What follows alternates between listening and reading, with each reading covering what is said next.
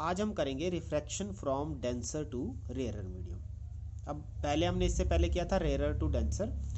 तो अब आपका जो कन्वेक्स स्फेरिकल सरफेस है, मैंने जैसे आपको कहा कि उसको रखना आपने एयर की तरफ को ही है, जो एयर की तरफ उसकी शेप रहेगी उसको हम कन्वेक्स वर्ड यूज़ करेंगे। ठीक है, तो जैसा कि आप देख रहे हो इसमें अब हमें डेंसर मीडियम लेना पड़ेगा। डेंसर मीडियम लेके आपने रेयरर मीडियम की तरफ को कन्वेक्स शेप करनी है। तो इसको भी हम अगेन क्या पढ़ेंगे, कन्वेक्स स्फेरिकल सरफेस, क्योंकि एयर की तरफ इसकी जो शेप है वो आपकी कन्वेक्स है। तो अब आपने क्या करना है, इसमें एक पॉइंट ऑब्जेक्ट लेना है ओ।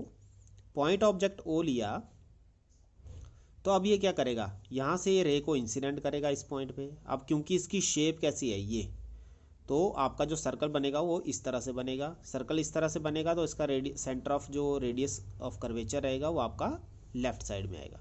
तो यहाँ से आप नॉर्मल ड्रॉ करोगे। नॉर्मल ड्रॉ किया आपने, तो जैसा कि मैंने आपको बताया है नॉर्मल ये है अब आपका। तो जब आप डेंसर से रेयरर में जाते हो तो आप नॉर्मल से दूर जाते हो। तो अगर आपके पास सरफेस ना होता तो रे सीधी ऐसे निकल जाती, लेकिन क्योंकि आपने एक आपने एक क्या है इंटरफेस लिया है बीच में। इंटरफेस मतलब डेंसर और रेयर को जो डिवाइड कर रहा है। तो एट द इंटरफेस आपकी जो रे है वो नॉर्मल से नीचे की तरफ को डाइवर्ट हो जाएगी। यहाँ से सीधी जानी चाहिए थी, लेकिन क्योंकि आप रेयरर मीडियम में जा रहे हो तो वो आपकी नॉर्मल से दूर भागेगी। तो आपकी जो डेविएशन होगी वो नीचे की तरफ होगी। ये नॉर्मल है तो इससे दूर आपका इस तरफ को डेविएशन होगी और आपकी फाइनल इमेज बनेगी आई के ऊपर। ठीक है, तो ये आपका क्या है, ये है डेंसर से रेयरर, मतलब ऑब्जेक्ट आपका डेंसर में है और इमेज आपकी रेयरर में बनेगी। ठीक है, अब इसमें स्नेल्स लॉ अगर आपने यूज़ करना है, अगर स्नेल्स लॉ यूज़ करना है, जैसा कि मैंने आपको बताया था, जो मीडियम है जिसका रिफ्रैक्टिव इंडेक्स है और जो एंगल है आई, इसमें आपका मीडियम है म्यू टू और एंगल है आई, तो ये बन जाएगा म्यू टू साइन आई और ये बन जाएगा म्यू वन साइन आर। तो पहला स्टेप आपका रहेगा, स्नेल्स लॉ को आपने इसमें यूज़ करना है। Mu two sine I is equal to mu one sine R. फिर एंगल स्मॉल है तो म्यू टू आई और म्यू वन आर हो जाएगा। फिर वही मैंने आपको समझाया था कि एक बार आपने सी की इमेज ऑब्जेक्ट के साथ ट्राइंगल लेनी है और एक बार आपने सी की जो ट्राइंगल है वो आई के साथ लेनी है। तो सबसे पहले हम सी की ट्राइंगल ओ के साथ लेते हैं। जब इसको ट्राइंगल को लोगे आप, ठीक है, तो इसमें आपका जो एक्सटीरियर एंगल है वो देखने वाला है। एक्सटीरियर एंगल इसमें क्या है, आई अंदर है, अल्फा अंदर है और एक्सटीरियर एंगल है गामा। ठीक है, तो यहाँ से अगर मुझे आई निकालना होगा तो कितना होगा, गामा माइनस अल्फा। ये मैं डायरेक्ट स्टेप कर रहा हूँ, आई की वैल्यू क्या होगी, गामा माइनस अल्फा, क्योंकि आई प्लस अल्फा आपका गामा के बराबर है। तो आई कितना हो गया, गामा माइनस अल्फा। तो पहला स्टेप हमारा आ जाएगा I is equal to gamma minus alpha. अब दूसरा स्टेप आपने लेना है इन ट्राइंगल। अब किसके साथ लेनी है ट्राइंगल, सी के साथ आई की। ठीक है, सी के साथ आई की ट्राइंगल लोगे तो अब आप ध्यान दो, सी के साथ पहला एंगल क्या बन रहा है, गामा। आई के साथ कौन सा एंगल बन रहा है, बीटा। और इन दोनों ट्राइंगल का जो एक्सटीरियर एंगल है, इसका ट्राइंगल का सॉरी, इस ट्राइंगल का जो एक्सटीरियर एंगल है ये वाला, ये आपका कौन देगा, आर। ये देखो ध्यान से, इसको प्रोसीड करो आगे की तरफ को और इसको मिलाओ तो आपके पास एंगल बन रहा है आर। तो आर इसका एक्सटीरियर एंगल हो गया। तो आर किसके बराबर होगा, गामा प्लस बीटा। तो ये आपके पास गामा प्लस बीटा आ जाएगा। ठीक है, उसके बाद वही मैंने आपको स्टेप जो सिखाए हैं कि परपेंडिकुलर आपने ड्रॉप करना है। ये वाला परपेंडिकुलर आपका रहता है A M perpendicular to O I, इसके ऊपर आपने एक परपेंडिकुलर ड्रॉप कर दिया। फिर हम लिखते हैं कि जो एंगल होता है it is L by R, R का अपॉन रेडियस रहता है। ठीक है, तो आर की इसकी ए एम को ही रिप्रेजेंट कर रही है, हम आर को ए एम कंसिडर कर सकते हैं। और आर हो गया उसका डिस्टेंस, ये वाला डिस्टेंस। तो सबके लिए अलग अलग होगा। अल्फा के लिए हो जाएगा A M upon O M, आपका गामा के लिए क्या हो जाएगा, A M upon C M, और बीटा के लिए क्या हो जाएगा, A M upon M I. तो ये आपने अल्फ़ा बीटा और गामा की डिफरेंट वैल्यूज़ इसमें पुट कर देनी है। तो ये आपके पास गामा है, अल्फ़ा है, यहाँ गामा और बीटा है, तो ये आपने A M upon M C ऐसे करके डिफरेंट डिफरेंट वैल्यूज़ इसमें पुट कर दी। ठीक है, फिर ए एम सब में कॉमन है तो आपने ए एम कट कर दिया, हमारे पास बच जाएगा one by M C minus one by M O is equal to mu one, one by M C plus one by M I. ठीक है, फिर हम इसके बाद कहते हैं कि एम आपका पी के बड़े बहुत ही क्लोज रहता है, तो हम उसको रिप्लेस कर देते हैं, जहाँ एम है वहाँ पी लिखते रहेंगे।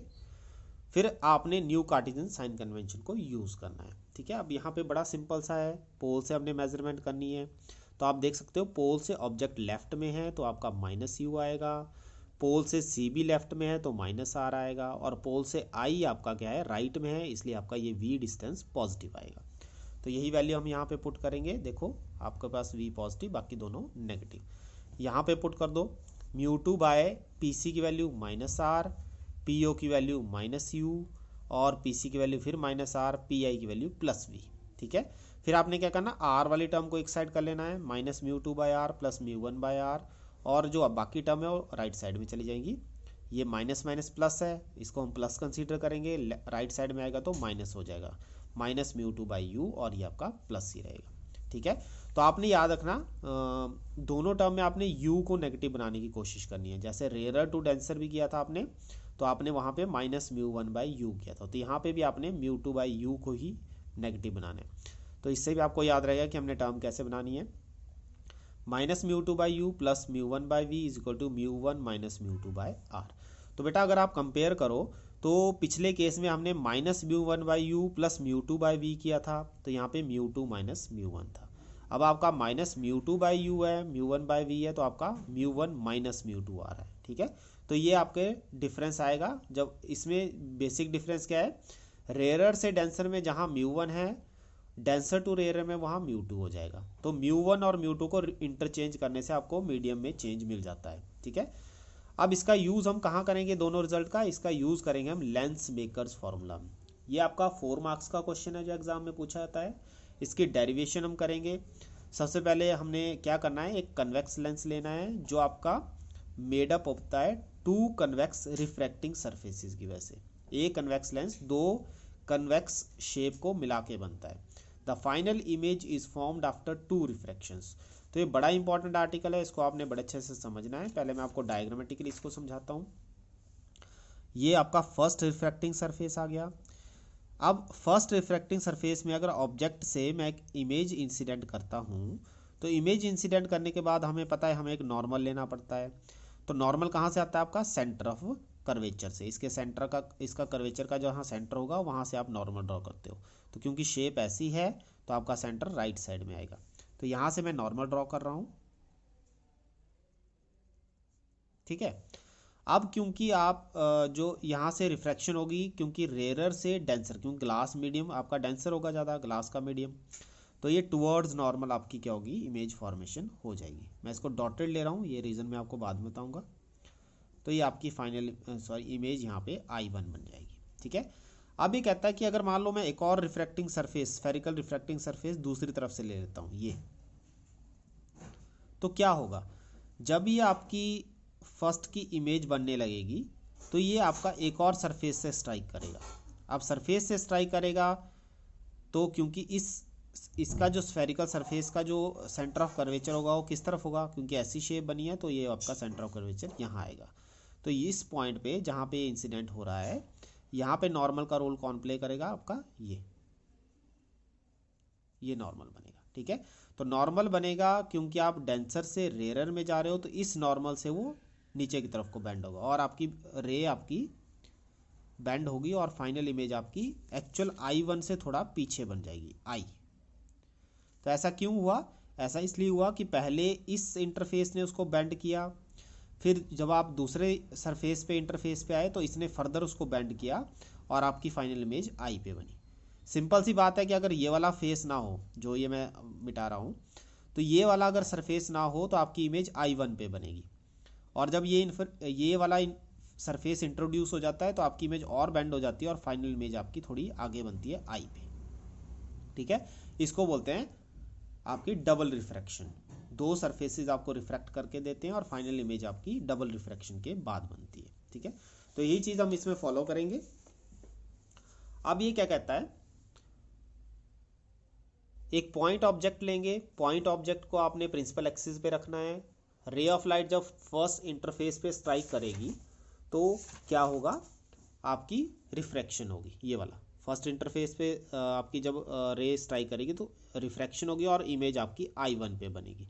लेकिन कहता है कि थोड़ी देर के बाद एक और इंटरफेस इसके पास आ जाता है जो डेंसर से रेयर में चला जाता है, तो जो जैसे मैंने आपको समझाया वो फर्दर और बेंडिंग दिखाएगी और आपकी इमेज I पे बनेगी। ठीक है, तो इसमें समझने वाली बात यह है कि पहले केस में लाइट रेयरर से डेंसर में गई, ठीक है, और दूसरे केस में जो फर्स्ट की इमेज बनी ये वाली, ठीक है, एक्चुअल इमेज ये बन रही है, ये आपकी सेकंड केस में ऑब्जेक्ट का काम करेगी और फाइनल इमेज आपकी आई पे बनाएगी।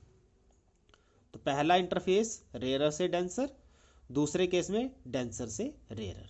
तो इस चीज़ को हमने समझना है और जो दो रिजल्ट हमने याद किए उनको हमने यहाँ पे यूज़ करना है, ठीक है। तो फर्स्ट केस हम लेते हैं। फर्स्ट केस में हम देखते हैं रे ऑफ लाइट रेयरर से डेंसर में जा रही है। तो आपके पास रिजल्ट है रेयरर से डेंसर में -μ1/u प्लस μ2/v, लेकिन मैंने v की जगह v1 लिखा हुआ है। v1 क्यों लिखा है? क्योंकि हमने i1 को v1 एज्यूम किया है। जो अगर आप फर्स्ट इंटरफेस ही लेते हो तो आपकी इमेज कहाँ बननी है? i1 पे, और इसका डिस्टेंस कितना है?